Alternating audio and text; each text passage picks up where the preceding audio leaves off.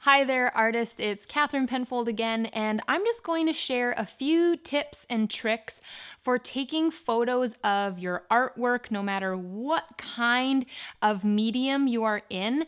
As well, I'm going to share some other YouTube links with you for more specific types of photography, and this is going to help elevate your CCA listing and your social media for the art crawl. Now, as we are all safely at home at this time, you may not feel like you have the best camera at home to be able to do this, but if you have a newer smartphone, a newer tablet, or various kinds of cameras, I do believe that there is a way that you can still get some great product photography.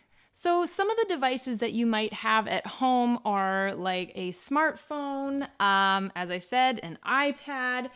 You may have an older point and shoot camera. These are just the simple little cameras that I'm pretty sure when I was a teenager, everyone and their family had a little camera like this.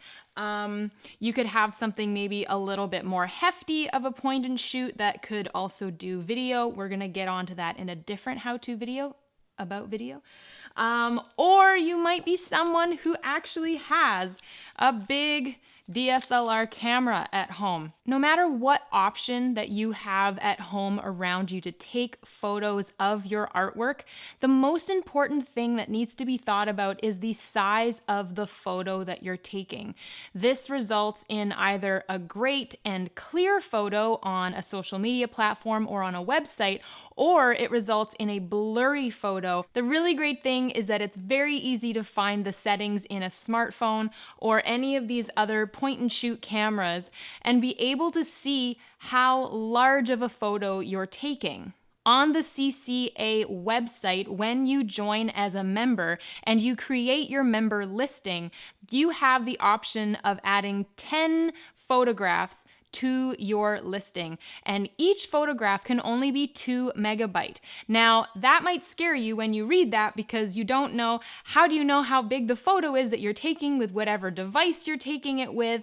And here's the thing. The main step for you is to take whatever device you have around you and set it to take the largest photo possible. So that means the biggest number of pixels. So you might see 1080 pixels. You might see 2123 pixels. Whatever the largest size of photo that you can find to take within your camera or your smartphone or your iPad, the better. Because no matter how big the photo is that you take, we can always take that photo into a free photo editing software and resize it to fit that 2 megabyte restriction. A kind of seemingly small tip to give you if you're using any kind of camera is to have a lens cleaning cloth with you. And this could be something that you got from when you got glasses. This is something that you can buy at London Drugs, or maybe you have a nice little soft cloth hanging around that didn't come with glasses. Make sure that you clean your lenses on your smartphone front and back, on your iPad front and back, and any of your camera lenses, because there's no point in taking a beautiful large photo if there's smudges on the lens. If you're someone who has artwork that is framed and it has glass in the frame, an idea with that is maybe you can take the glass out of the frame, and that is going to help you so much when you take a photo because you're not going to get a glare. Another tip for anyone really, but especially people with artwork that hangs on walls, is set it up in a home as though it has a set around it. So people can kind of get an idea of how large it is, what size it is, how does it fit within a room. Marlene Loudon has some really great examples of that with photos taken by Lyndon Williams. If this is something that's completely new to you, don't panic. It is so simple nowadays to be able to jump onto a social media platform like Instagram, Facebook, Pinterest, and just have a look at what other artists are doing to showcase their art.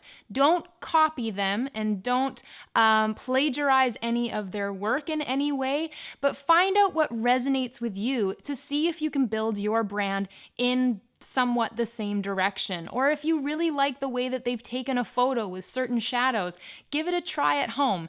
These are always great ways to kind of start you off, and you'll notice that then you come up with your own ideas after that.